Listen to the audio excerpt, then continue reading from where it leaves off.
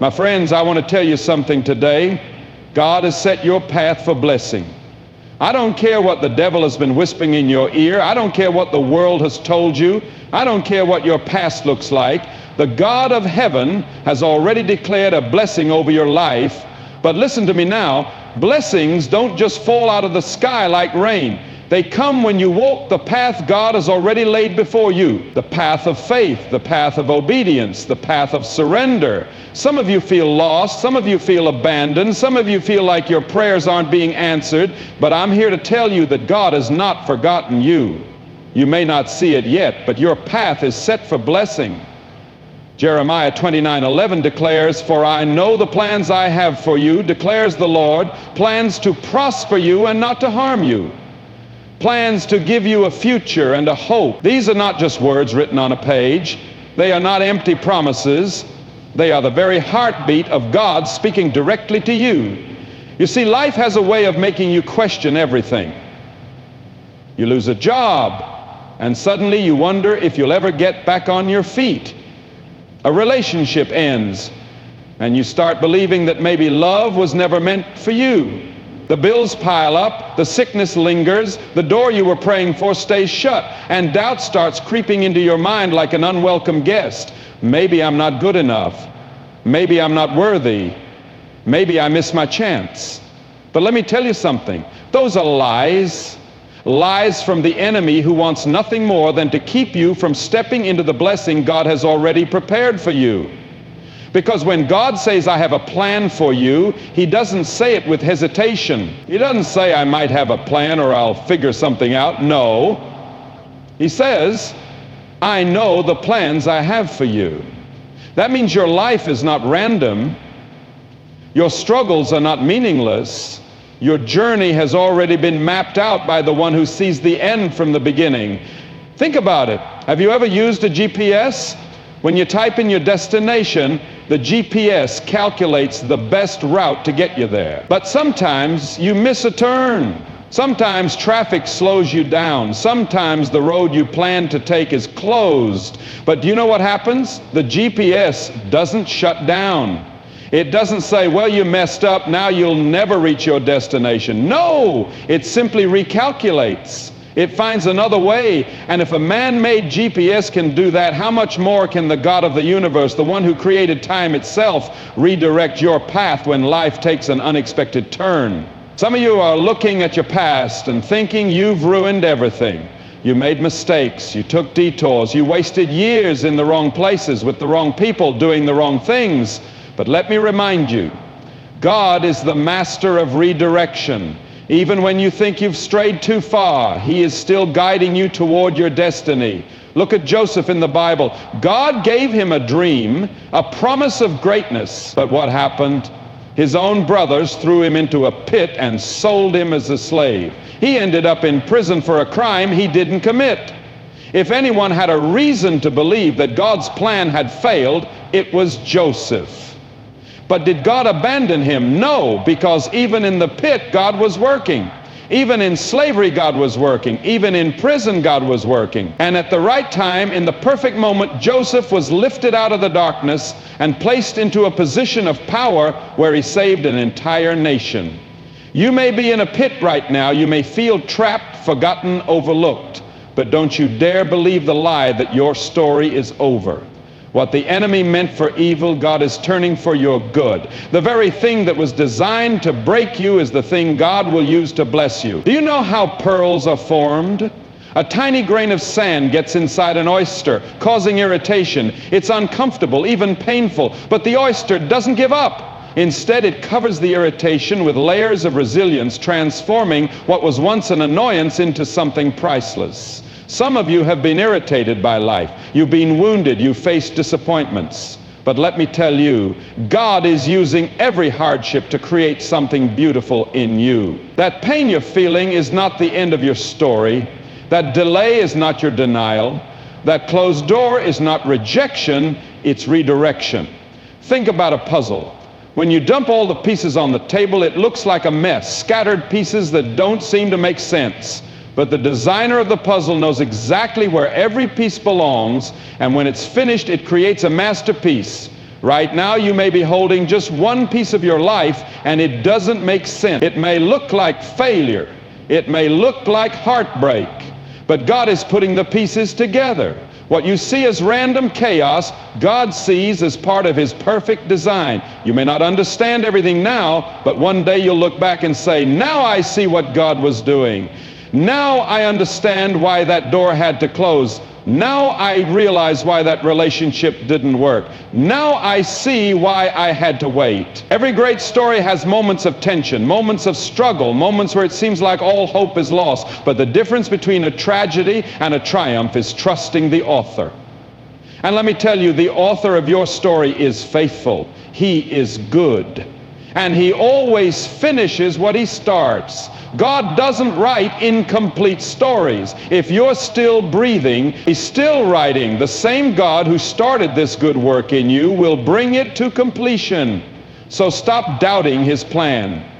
Stop looking at your past as if it has more power than your future. Stop believing the lie that you're forgotten. You are not forgotten. You are not abandoned. You are not a mistake. You are chosen. You are loved. And you are walking towards something greater than you can even imagine. Because when God sets a plan in motion, nothing, no devil, no circumstance, no mistake can stop it. Obedience is not always easy. It is not always convenient. It does not always make sense. But obedience is the key that unlocks the doors of blessing in your life. Many people want to walk in the favor of God, but they are unwilling to follow His instructions. They want miracles, but they refuse to take the steps of faith required to receive them. They want open doors, but they won't let go of the things God has asked them to release. They want breakthrough, but they are still clinging to old habits, old mindsets, and old ways of living. God does not bless partial obedience. He does not reward hesitation. When He speaks, He expects His children to trust Him enough to move. But too often people negotiate with God. They say, God, I'll obey you, but first show me the whole plan. They say, Lord, I'll follow you, but only if it's comfortable, only if I don't have to sacrifice, only if it makes sense to me. But that's not how faith works. Faith requires movement, even when the destination is unknown. Faith means stepping out, even when the ground beneath you feels shaky. Faith means following God, not because you see the whole picture, but because you trust the one who does. Think about Abraham. God told him to leave his homeland, his family, and everything he had ever known to go to a place he had never seen. God didn't give him a map. He didn't give him a 5-year plan. He simply said, go. And Abraham obeyed. Can you imagine the conversation he must have had with his friends and family? Where are you going, Abraham? I don't know. God just told me to go. That doesn't make any sense. How do you know it's going to work out? Because God told me. That kind of obedience confuses the world. It doesn't make sense to people who only move when they have all the details. But that is the kind of obedience that God blesses. And because Abraham obeyed, God made him into the father of many nations. Some of you are waiting for more details before you obey. You're waiting for everything to be perfect, but delayed obedience is still disobedience.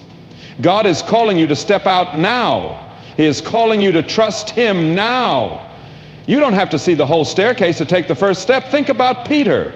He and the other disciples were in a boat in the middle of the sea when they saw Jesus walking on the water. And Peter did something radical. He said, Lord, if it's really you, tell me to come to you. And Jesus said one word, come. Peter could have hesitated.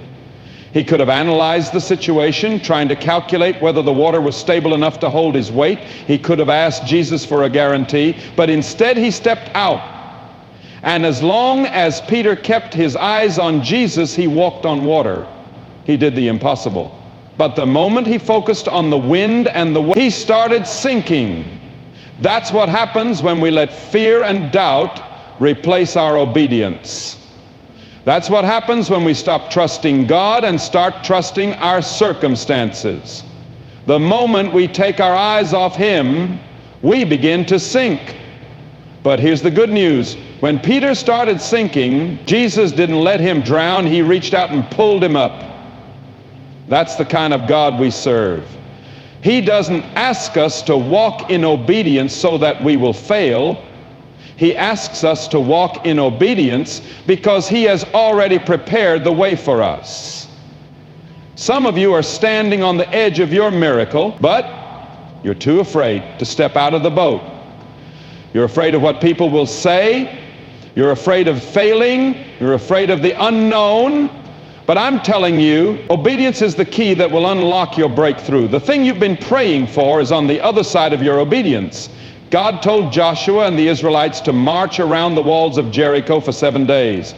He didn't tell them exactly how He was going to bring the walls down. He didn't let them in on His strategy. He simply said, march. Can you imagine how ridiculous they must have felt?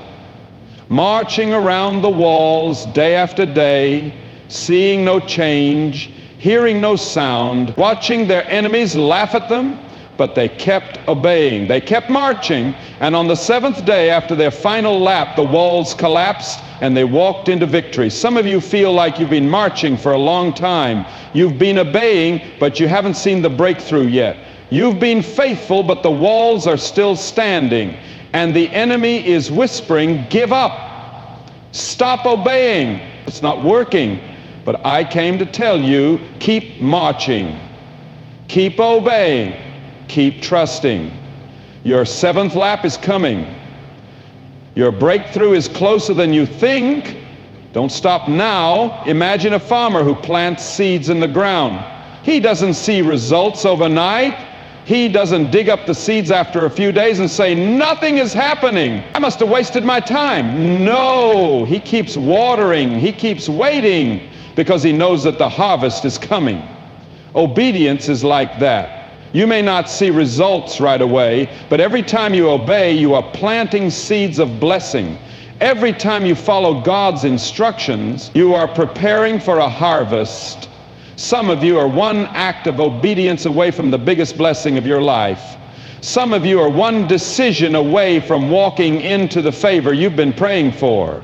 But the question is, will you obey even when it's uncomfortable? Will you obey even when you don't understand? Will you obey even when you don't see immediate results? Because God is looking for people who will trust Him completely. Not just when it's easy, not just when it makes sense, not just when it's convenient, but even when it's hard, even when it requires sacrifice, even when it stretches their faith.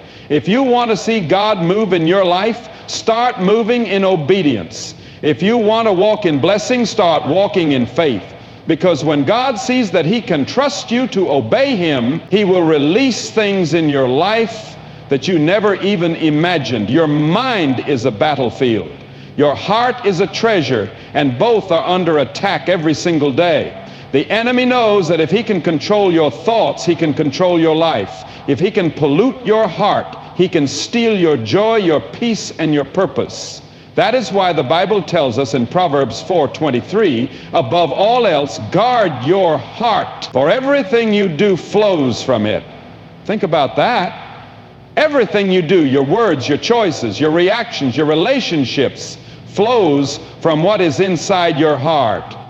If your heart is filled with fear, you will live in anxiety. If your heart is filled with bitterness, you will push people away. If your heart is filled with doubt, you will never step into the blessings God has prepared for you. And the same is true for your mind. Your thoughts shape your reality. What you meditate on will eventually manifest in your life. That's why the Bible commands us in Romans 12:02, do not conform to the pattern of this world, but be transformed by the renewing of your mind.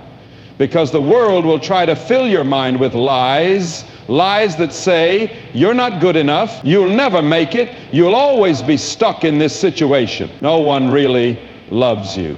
And if you don't take control of your thoughts, if you don't guard your mind, those lies will take root and shape the way you see yourself, the way you see your future, and even the way you see God.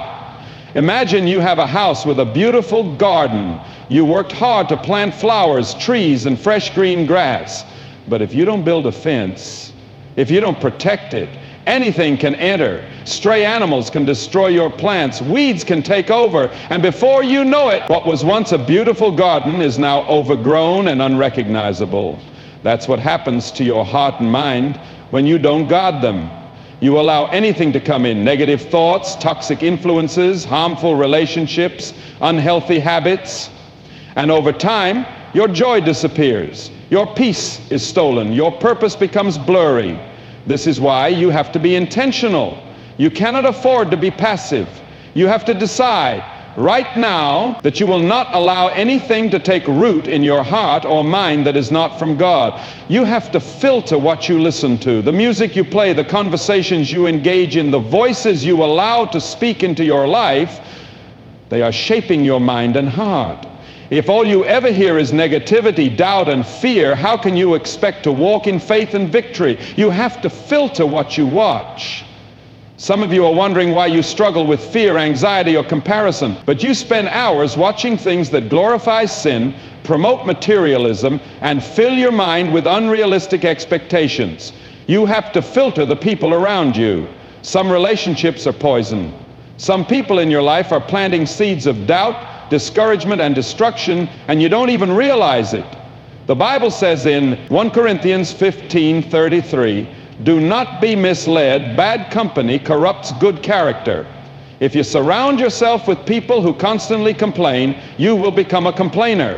If you surround yourself with people who live in fear, you will start doubting your faith. If you surround yourself with people who dishonor God, you will slowly start compromising your values. But if you guard your heart and mind, if you surround yourself with people who speak life, who build you up, who encourage you to chase after God, then you will flourish, you will grow, you will step into the purpose that God has for you. Think about a computer. A computer only functions based on the data that is put into it. If you fill it with viruses, it will crash. If you install the wrong programs, it won't work properly. Your mind is the same way. If you keep feeding it fear, negativity, doubt, and distractions, don't be surprised when you feel lost, unmotivated, and spiritually weak.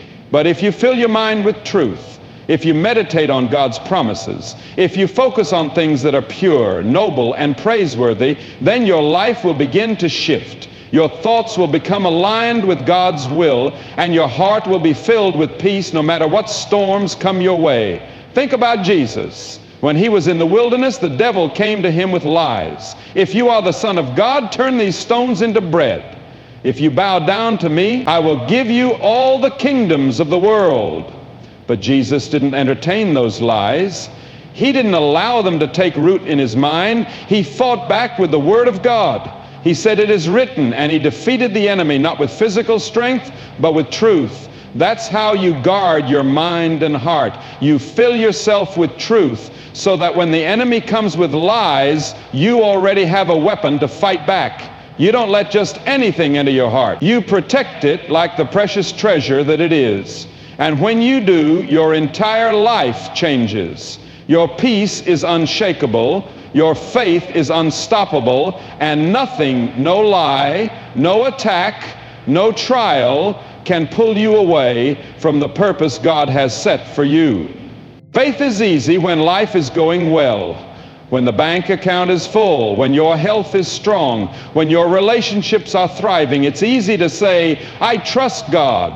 But what happens when the blessing isn't visible? What happens when you pray but nothing changes? What happens when you believe but doors stay shut?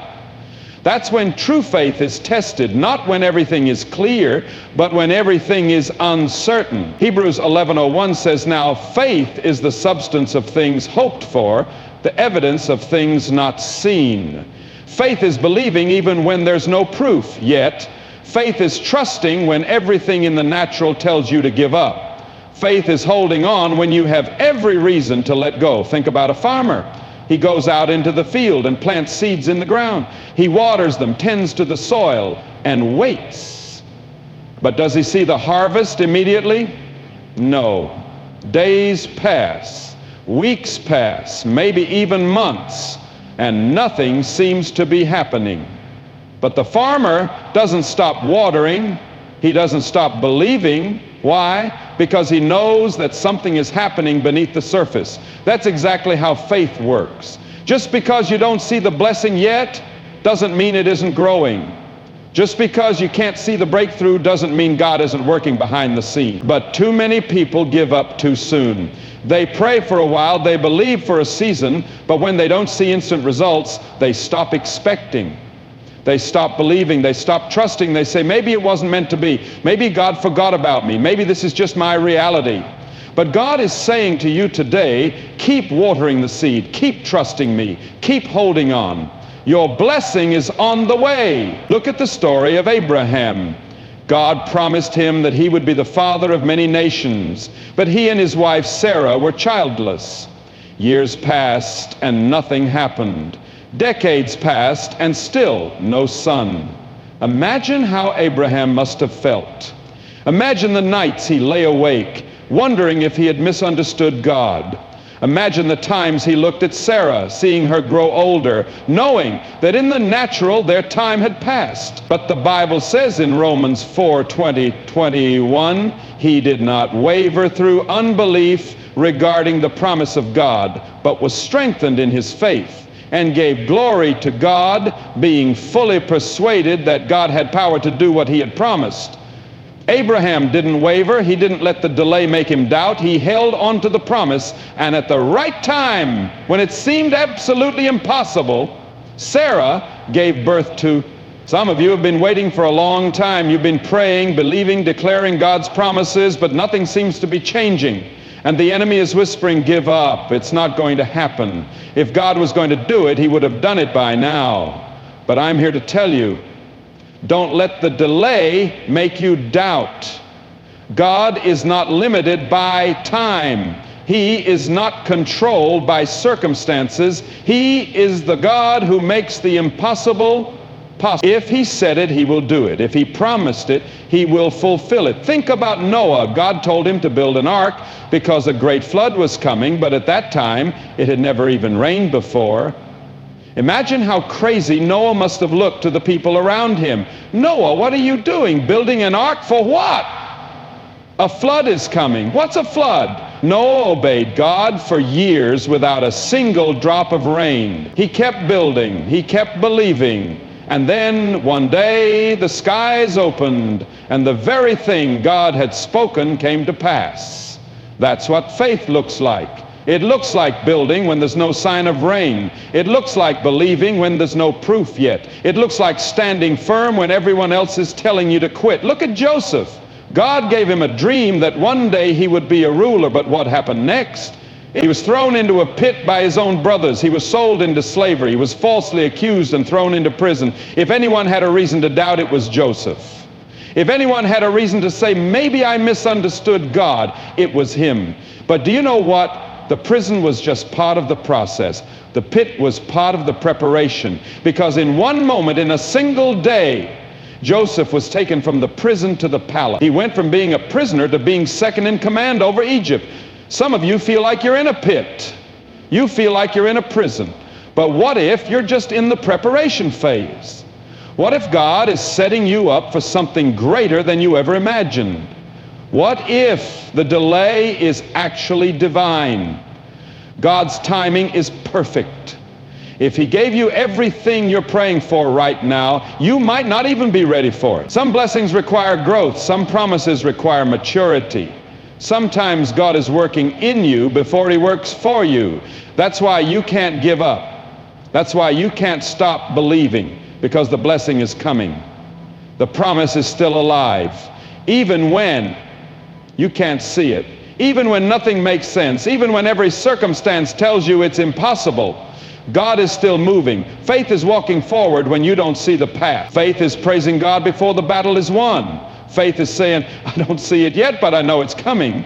Faith is what makes the impossible possible. And when the blessing finally arrives, when the breakthrough finally comes, and when you look back on the journey, you realize that every struggle, every delay, every tear, it was all part of the testimony God was writing for your life. Your words have power, more power than you realize. The things you speak over your life are shaping your future, whether you know it or not. Many people sabotage their own destiny, not because of what others say about them, but because of what they say about themselves. They wake up in the morning and say, I'm so tired. I'll never get ahead. My life is a mess. They walk into work saying, I hate this job. Nothing good ever happens to me. They look at their bank account and say, I'm always broke. I'll never be successful. And then they wonder why nothing changes. What if I told you that your words are planting seeds in your life? Every time you speak, you are sowing something into your future. If you constantly speak defeat, don't be surprised when you feel defeated.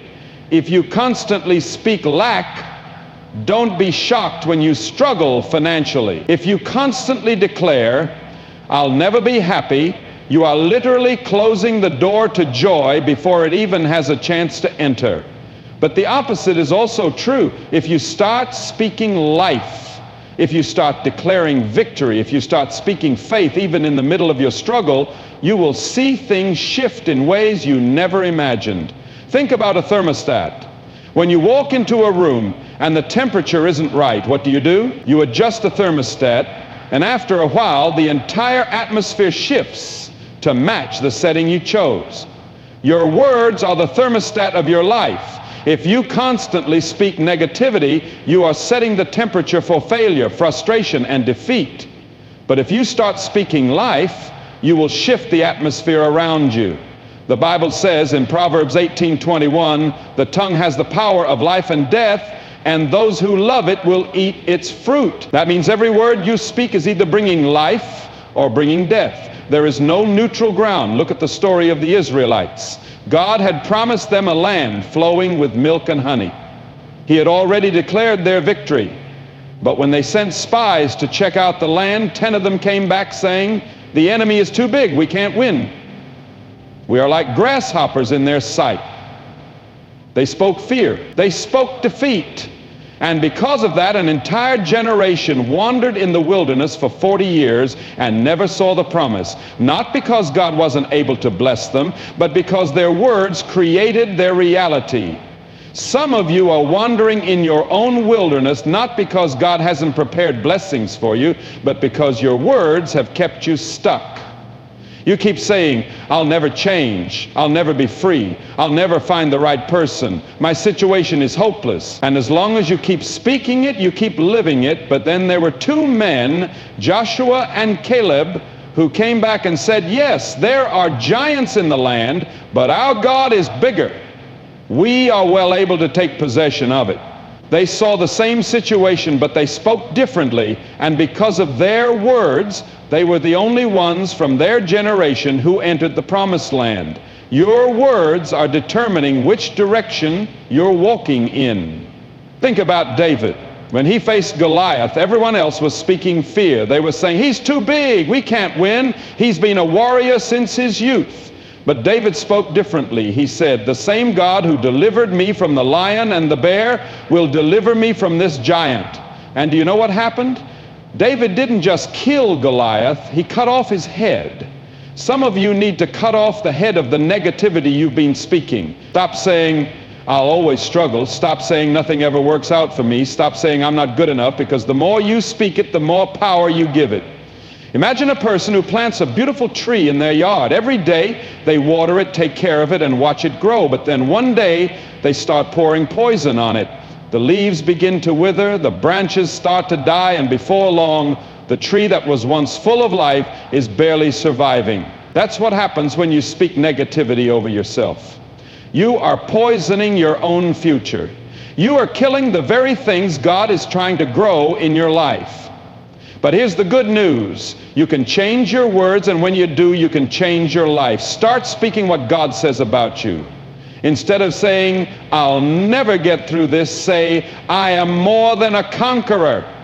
Instead of saying, I'll always be broke, say, God will supply all my needs. Instead of saying, I'll never be happy, say, the joy of the Lord is my strength. It doesn't matter how things look right now. Your situation may not change overnight, but if you start speaking life, you will start planting new seeds. And in time, you will see a harvest greater than anything you ever imagined. Who you surround yourself with will either push you forward into your destiny or pull you back into mediocrity. The people around you are shaping your mindset, your habits, your confidence, and even your faith, whether you realize it or not. Look at your life right now. Are you growing? Are you becoming the person God created you to be? Are you stepping into new levels of faith, success, and purpose? Or do you feel stuck, discouraged, and weighed down? If you're feeling held back, the first place you need to look is your circle. Because here's the truth. You cannot fly when you're surrounded by people who are comfortable crawling. You cannot grow when you're surrounded by people who are content with staying the same. If you spend your time with negative, toxic, or faithless people, don't be surprised when their mindset starts rubbing off on you. The Bible says in Proverbs 13:20, walk with the wise and become wise, for a companion of fools suffers harm. That means if you want wisdom, if you want growth, if you want success, you need to walk with people who are already going where you want to go. Think about an eagle. Eagles soar high above the storms, above the noise, above the distractions. But if an eagle spends too much time with chickens, birds that are content with pecking at the ground, never looking beyond their small surroundings, eventually that eagle will start thinking that life is only about survival, not soaring. Some of you are eagles, but you're surrounded by chickens. You have dreams, but the people around you tell you to be realistic. You have a calling, but the people around you say that's impossible. You want to grow, but the people around you are comfortable staying the same.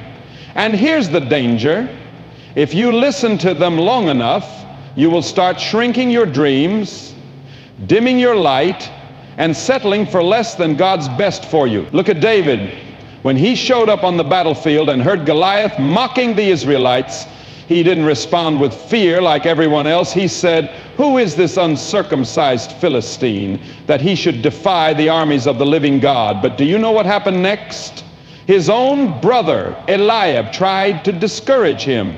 He said, why have you come down here? You're just a shepherd boy. You don't belong here. If David had listened to his brother, he would have walked away. He would have missed his destiny. But David didn't let the wrong voices influence him.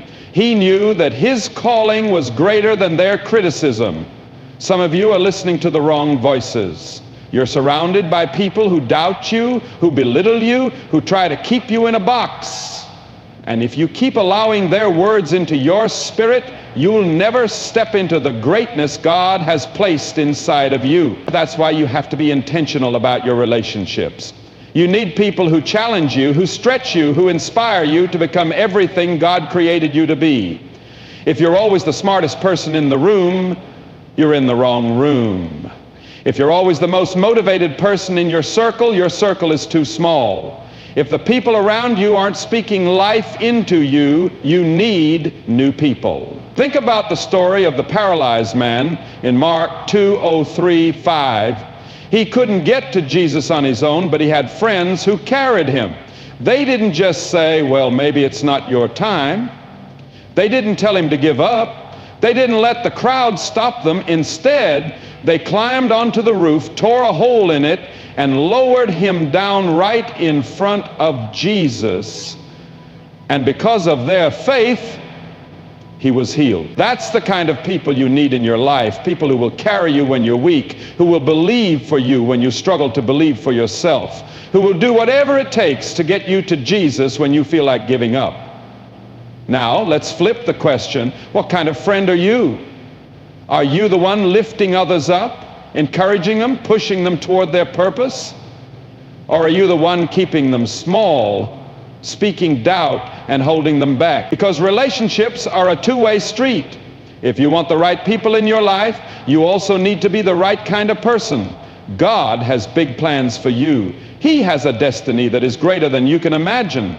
But if you are surrounded by the wrong people, people who drain your energy, who discourage your dreams, who pull you away from your purpose, you will never fully walk into everything He has for you. You have to make a choice. Are you going to stay in the same cycle, surrounded by the same negativity, or are you going to be bold enough to change your circle, to walk with the wise, to surround yourself with people who push you to grow, to believe, to soar, because your future depends on it. There are two kinds of people in this world, those who only take and those who give. Takers are always looking for what they can get, more money, more help, more attention, more opportunities, but givers operate differently. Givers understand a powerful truth. The more you give, the more you receive. Life was never meant to be about hoarding everything for yourself. The greatest joy, the greatest fulfillment, the greatest blessings come when you start living with an open hand instead of a clenched fist. Imagine two farmers. One farmer looks at his bag of seeds and says, I need to hold on to these.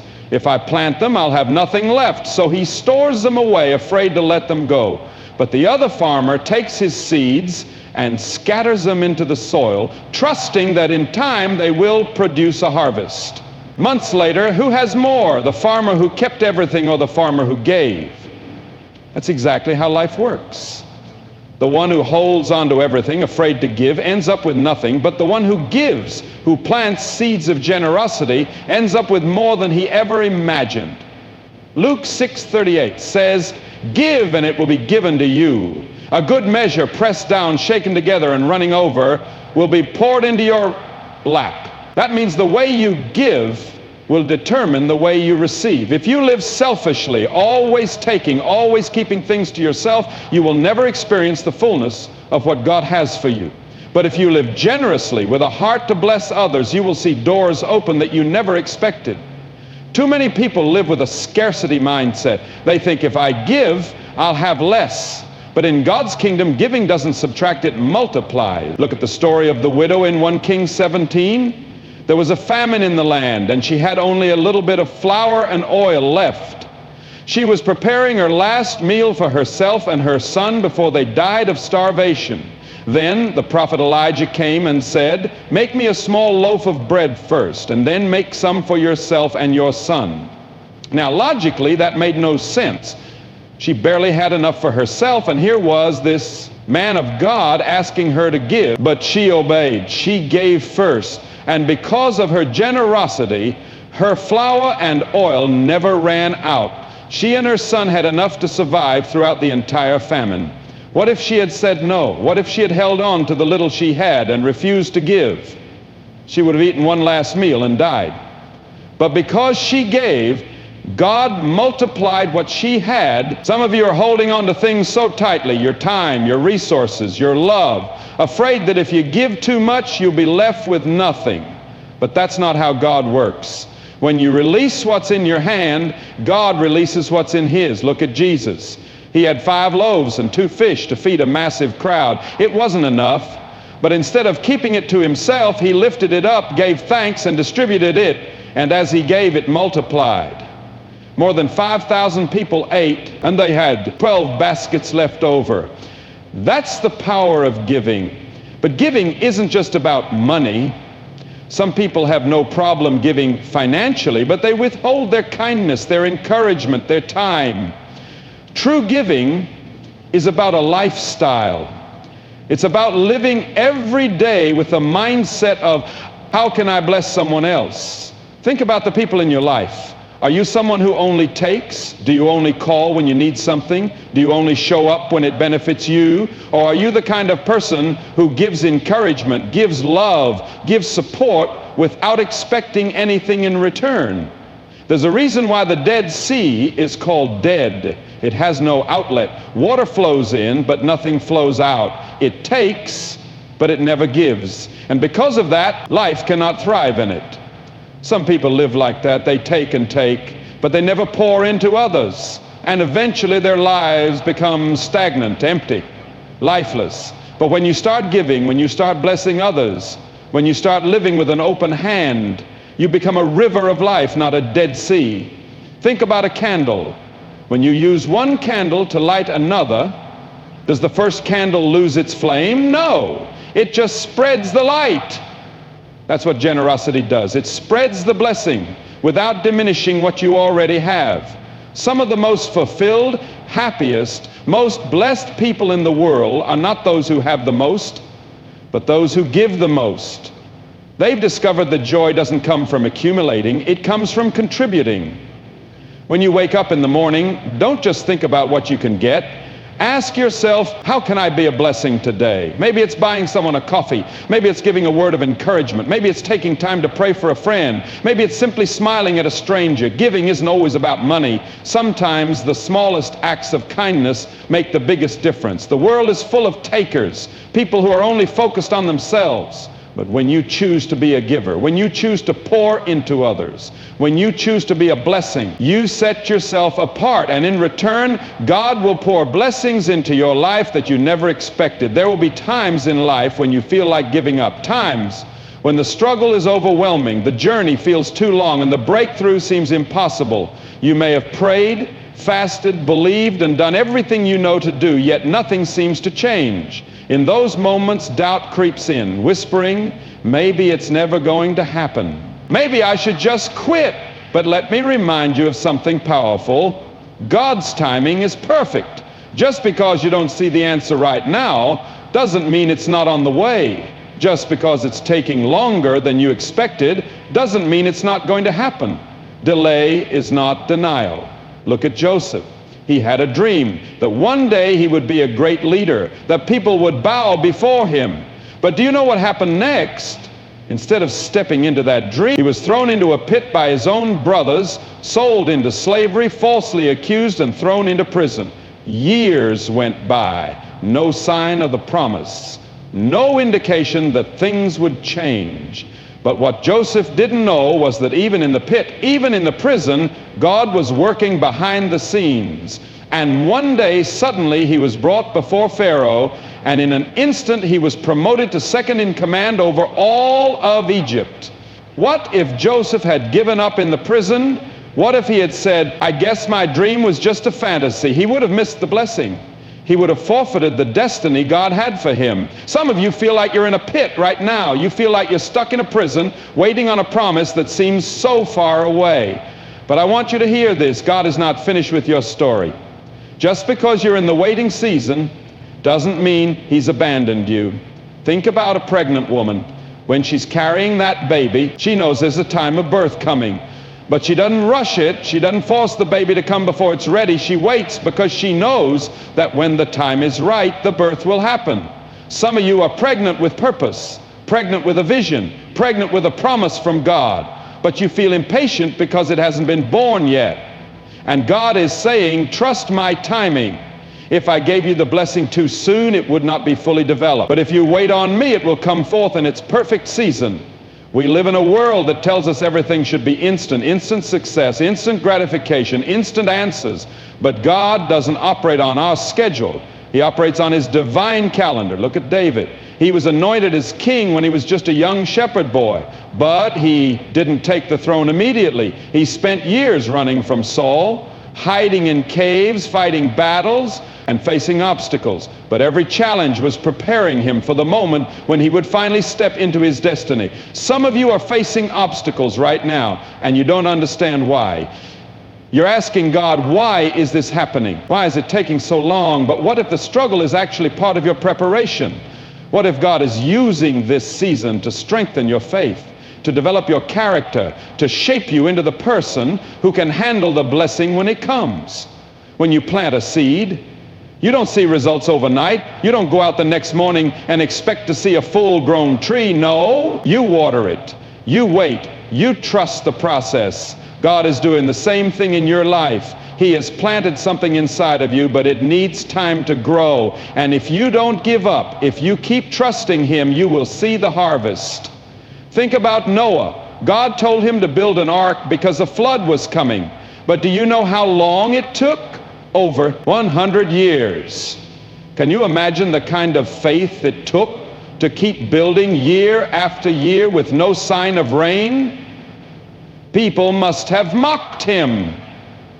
They must have said, Noah, you're wasting your time. This is ridiculous. But Noah kept building. He didn't quit just because he didn't see immediate results. And when the flood finally came, he and his family were saved because he trusted God's timing. Some of you are in a season where it feels like nothing is happening. You've been faithful, you've prayed, you've worked hard, but it feels like the door is still closed. And you're wondering if it's ever going to open. But let me tell you something. When God opens a door, no one can shut it. When the time is right, you won't have to force it. You won't have to manipulate it. It will happen so suddenly, so powerfully, that you will look back and say, only God could have done this. That's why you can't give up now. You've come too far. You've prayed too many prayers. You've fought too many battles. Your breakthrough could be right around the corner, and if you quit now, you'll never know how close you were. God is never late. He's never early. He's always right on time. And when he moves, it will be worth every tear, every struggle, every long night of waiting. So hold on. Keep believing. Keep trusting. Because your blessing is coming, and when it does, it will be bigger, better, and more beautiful than you ever imagined. Life will test you. The journey will get hard. The waiting will feel long. The obstacles will seem impossible. But hear me today. This is not the end of your story. The delays, the disappointments, the struggles, they are not signs that God has forgotten you. They are simply chapters in the book he is writing about your victory. You may be in a storm right now, but the storm does not define your destiny. The storm is just a setup for your comeback. Every great story has a moment where the hero is knocked down, where the odds seem stacked against them, where the battle looks unwinnable. But that is never the end. That is just the moment before the breakthrough. Do you think David looked at Goliath and thought, this giant is too big to defeat? No. He looked at Goliath and thought, this giant is too big to miss. That's the mindset you need today. Your obstacles are not blocking you, they are launching you. Your setbacks are not setbacks at all. They are setups for something greater. Maybe right now you feel like you're standing at the edge of a cliff, looking down at all the reasons why you should quit. But let me remind you of something powerful. Eagles don't learn to fly by staying in the nest. They learn to fly when they step out, when they spread their wings, when they take the leap. And God is calling you to do the same. You might feel weak, you might feel tired, but the race is not given to the swift or to the strong. It's given to the one who does not quit. If you keep running, if you keep pushing forward, if you keep trusting that God's plan is greater than your pain, you will step into a blessing that is bigger than you can imagine. Think about all the great leaders, all the history makers, all the world changers. Do you know what they all had in common? They refused to give up. Thomas Edison failed over 10,000 times before he created the light bulb.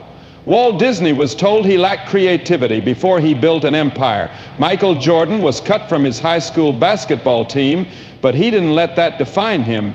He said, I have failed over and over and over again in my life, and that is why I succeed. What about you? Will you let failure define you? Will you let the delays break you? Or will you stand up, shake off the dust, and say, I was made for more than this? My story is not over. My blessing is coming, and I will not stop until I see it.